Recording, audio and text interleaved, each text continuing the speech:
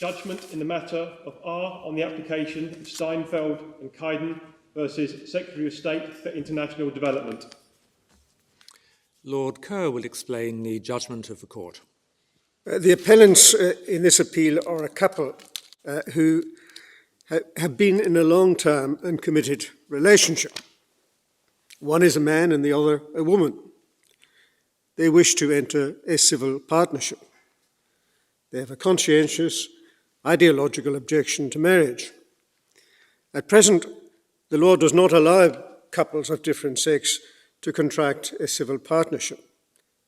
Couples of the same sex, however, have been permitted to enter such partnerships since the coming into force of the Civil Partnership Act of 2004. Now, until the 13th of March 2014, same-sex couples were not permitted to marry. But with the coming into force of the Marriage Same-Sex Couples Act 2013, on that day, the 13th of March 2014, same-sex couples have been allowed to marry, and many have done so, but many have chosen not to. Since March 2014, therefore, same-sex couples can choose either to enter a civil partnership or to marry. That is not possible for different sex couples. They may only marry.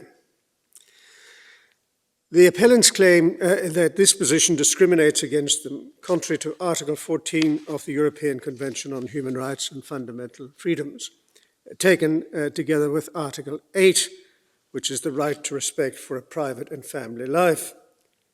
And it is now accepted that on the coming into force of the 2013 Act, in March 2014, a situation of inequality between same-sex and different-sex couples was brought about. It is also accepted that the unequal treatment was based on the sexual orientation of the appellants as a different-sex couple.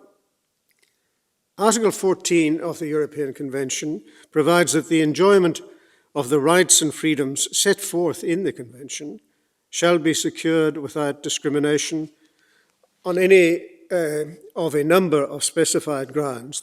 They include sex, race, colour, or other status.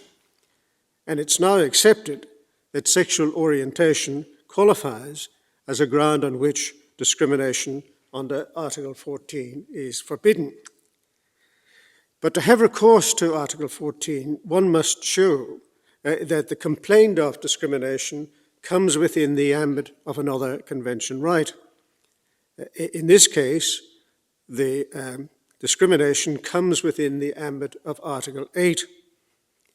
The only basis, therefore, on which the respondent could escape a finding that there has been an infringement of the appellant's Article 14 rights is by showing that the unequal treatment was justified. By a unanimous decision, this court has decided that the Secretary of State has failed to establish justification. It had been submitted that the government wanted to have a better sense of how civil partnerships would come to be regarded after same-sex marriage became possible before taking a final decision on the future of that institution. And this was, the government claimed, a legitimate aim of the interference with the appellant's rights. Moreover, it claimed that interference required to be considered in its historical context. Between 2005, on the coming into force of the Civil Partnership Act, and 2014, when the Marriage Same-Sex Couples Act came into force, there was no question, the government said, of discrimination between same-sex and different-sex couples. Both had access to all the rights, entitlements and responsibilities that marriage entailed. The only difference was the gateways to those entitlements that were differently labelled. Civil partnership on the one hand and marriage on the other. So the respondent's defence of the appeal proceeded principally on two related but distinct strands. The first was that changes in the law in this sensitive area of social policy had been incremental. The Civil Partnership Act had been introduced as a reaction to perceived changes in social attitudes and to address the increasingly recognized anomaly that same-sex couples did not have the opportunity, which was available to different-sex couples, of legal recognition of their commitment to each other with all the benefits that flowed from such commitment. At the time that the Civil Partnership Act was enacted, it was judged by the government and parliament that society as a whole in the United Kingdom was not ready to contemplate extending the institution of marriage to same-sex couples. And it was not disputed that that was a judgment which they were entitled to make. The second strand of the respondent's argument can be described in this way. When in 2013 it was decided that same-sex couples should be allowed to marry, the government and parliament were presented with a choice. Should they do away with civil partnerships for same-sex couples, or should they be retained and extended to different-sex couples? On one view, the government suggested they ought to be abolished. After all, same-sex couples were being placed in precisely the equivalent position as different-sex couples. And incidentally, in none of the countries of the Council of Europe where civil partnerships for same-sex couples were transformed to marriage entitlement had the civil partnership institution been maintained. This court did not accept these arguments. The redressing by the legislature of an imbalance which it has come to recognize is one thing. The creation of inequality is quite another. To be allowed time to reflect on what should be done when one is considering how to deal with an evolving societal attitude is reasonable and understandable.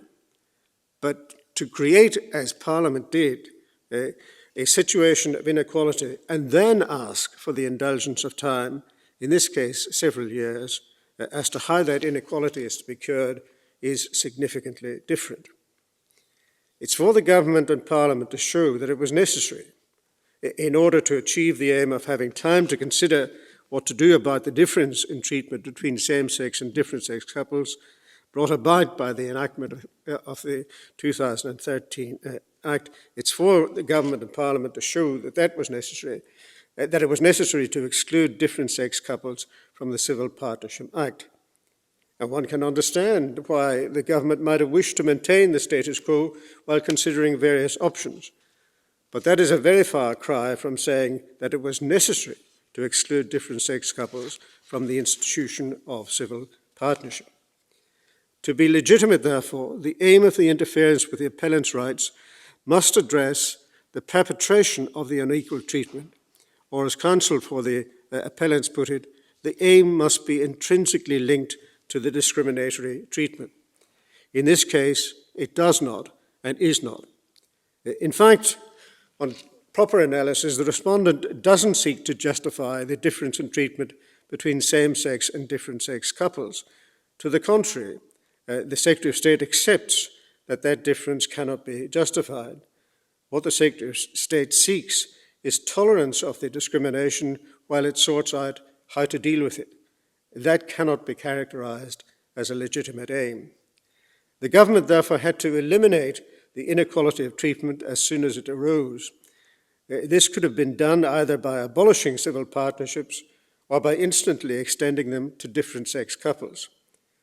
And if the government had chosen one of those options, it might have been theoretically possible then to assemble information which could have influenced its longer-term decision. But that doesn't derogate from the central finding of this court that taking time to evaluate whether to abolish or extend could never amount to a legitimate aim for the continuance of the discrimination. The legitimate aim must be connected to the justification for discrimination, and plainly time for evaluation does not sound on that. It cannot be a legitimate aim for continuing to discriminate. It was therefore concluded that the appeal must be allowed and that a declaration should be made that Sections 1 and 3 of the Civil Partnership Act, to the extent that they preclude a different-sex couple from entering into a civil partnership, are incompatible with Article 14 of the European Convention on Human Rights, taken in conjunction with Article 8 of that convention. The court will now adjourn.